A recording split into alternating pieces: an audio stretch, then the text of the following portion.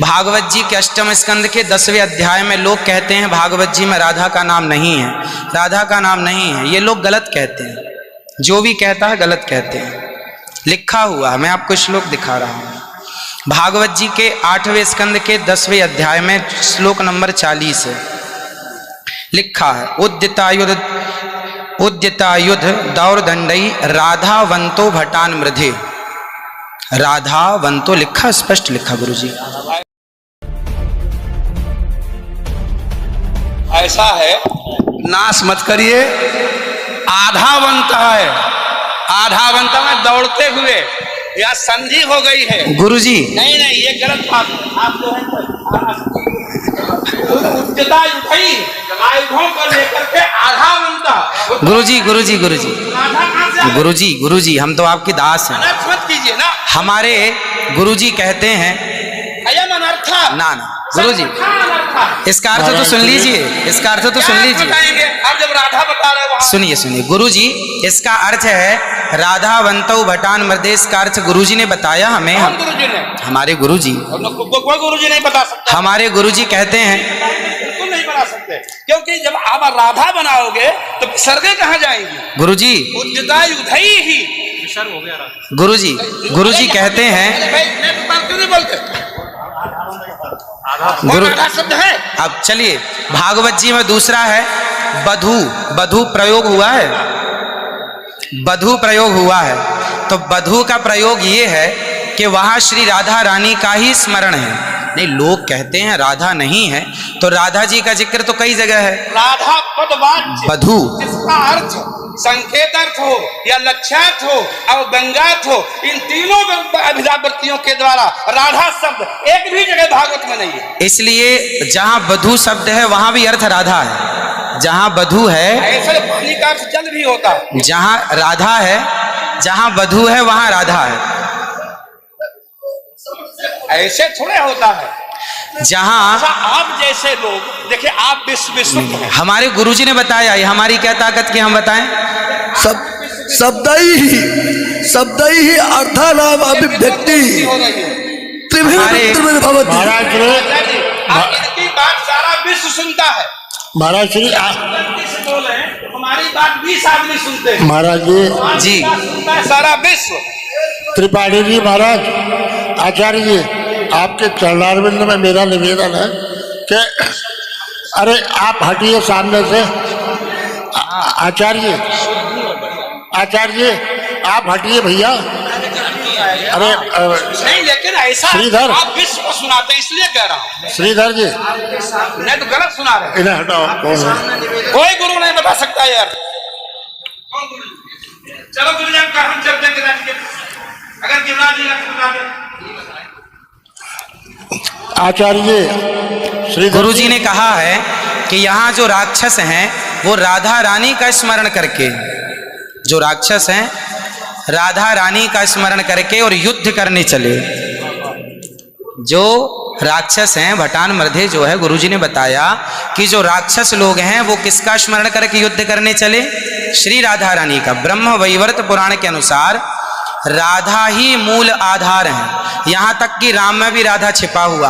आप राम का अर्थ समझिए, राम मतलब राधा, माँ मतलब माधव, दोनों का एक अक्ष है, तो राम हो गए। ये बातें स्वीकार हैं, लेकिन और जैसे बधू, जैसे आपने कहा कि राधा जी भगवान श्री कृष्ण ने अपने कहा आओ मेरे कंधे पर बैठ जाओ, तो किसको, कौन है वहां पर? राधा जी हैं। राधा जी हैं तो हैं, लेकिन वहां बधू है। याम गोपी मैंने कृष्णा, तो श्री राधा जी, कहने का तात्पर्य यह है कि भागवत जी में कहीं राधा का अभाव नहीं है। भागवत जी में कहीं भी शब्दै ही अर्थानाम अभिव्यक्ति कई ही वृत्ति भवति। वृत्तयः कति संख्या का अभिधावृत्त्या लक्षणावृत्त्या व्यंजनावृत्त्या शब्दानाम अर्थस्य अभिव्यक्तिर्भवति। अस्ति कश्चन विद्वान् वक्तुं शक्नोति। महाराज जी आप दोनों के पावन चरणारविंद में मैं हाथ जोड़ करके निवेदन करता हूँ, मेरी बात सुन लीजिए। नहीं, आप तो मेरी गुरुजन बात- हैं, गुरुजन हैं, आप ही तो सिखाएंगे। मैं कह रहा हूँ अर्थ का अनर्थ क्यों सभा में करते हैं लोग? तुम पूरे विश्व को सुनाते हो, गुरुजी जो मेरे गुरुजी ने सिखाया वो मैं ये बोल रहा गुरु हूँ। सिखा ही नहीं सकते, आप अशुद्ध बोल रहे हैं बाप। अभी श्री राधा और माधव जो राम नाम है, जो भागवत जी का अर्थ है। अब कोई पूछे कि राधा का अर्थ क्या है, तो राधा का अर्थ ही कृष्ण है, वो कृष्ण का अर्थ ही राधा है। तो राधा ही कृष्ण है और कृष्ण ही राधा है। कुल मिलाकर कहने का अर्थ ये है, गुरुजन ये कहते हैं कि प्रत्येक श्लोक कृष्ण है और प्रत्येक भागवत जी के 18,000 श्लोक, प्रत्येक श्लोक कृष्ण है और श्लोक का प्रत्येक अर्थ श्री राधा है। प्रत्येक श्लोक श्री कृष्ण है और श्लोक का प्रत्येक श्लोक का अर्थ श्री राधा है। देखिए तो ये सब भाव ही तो है, लेकिन राधा ना वो भाव सब नहीं, भाव है। वो शब्दार्थ। भाव का भूखा हूं मैं, भाव ही एक सार है, और भाव से भजले मुझे तो भव से बेड़ा पार है। सभी विद्वानों के चरणों में दास का बारंबार नमन।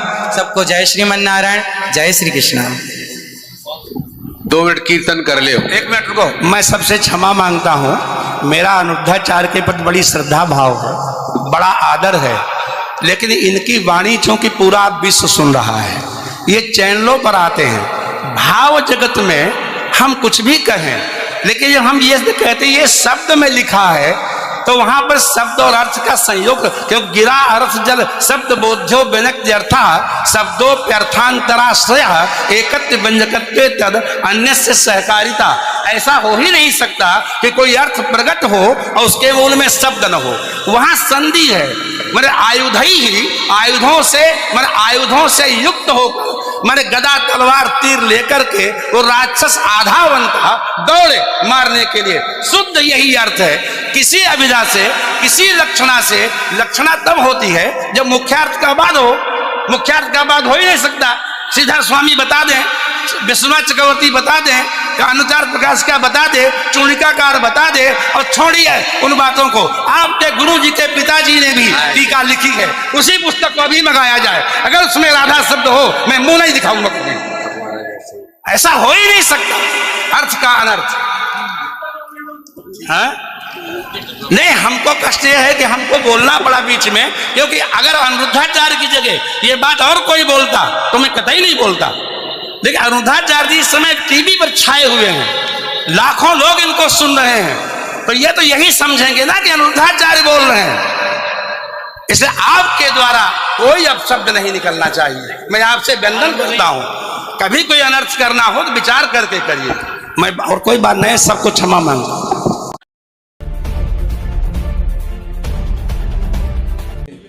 जो गौर तेज का परित्याग करके केवल श्याम तेज की उपासना करता है, अर्चना करता है, वो पापी है। जिसको राधा शब्द नहीं दिखता भागवत में, वो अगूढ़ वेदी है, रहस्य वेदता नहीं है, होगा साहित्य का विद्वान। हमारे इतने बड़े विनम्र अनिरुद्धाचार्य जी के सामने से माइक हटा लिया और अपनी पंडिताई झाड़ने लगा। शास्त्रार्थ करता है, मैं भी शास्त्रार्थ करने को तैयार हूं। कभी विद्वानों की सभा हो और आ जाए मैदान में। राधा के बिना आत्मा तु राधिका तस्य तयैव रमणा दसो। आत्मा भगवान की राधा है और राधा के बिना कृष्ण आधा है। आधा ही नहीं, कुछ भी नहीं। बोलो वृंदावन बिहारी। अनिरुद्धाचार्य जी का कथा का समय में है, मैं ज्यादा नहीं लूंगा, इतना ही बहुत है।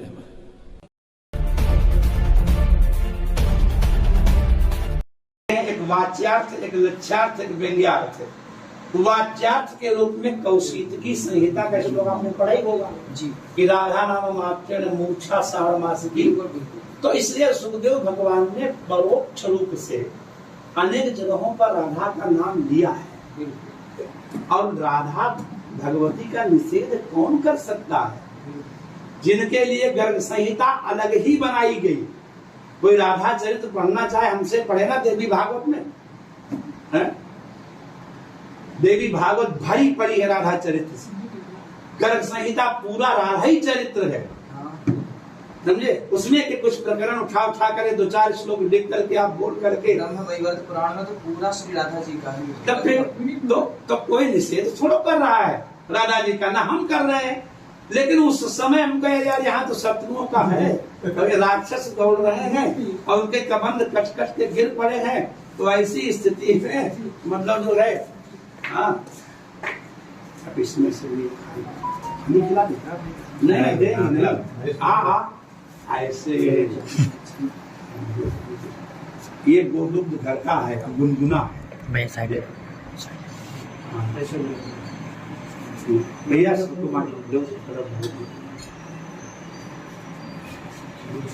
नहीं, हम जब चाय पीते बोल रहे इसी देते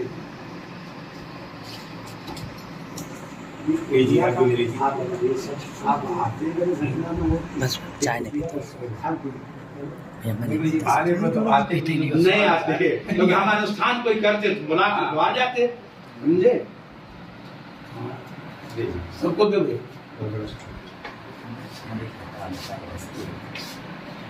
चलो थोड़ा सा जल ले आना भी। ठाकुर जी जो करते हैं अच्छा करते हैं। आप केवल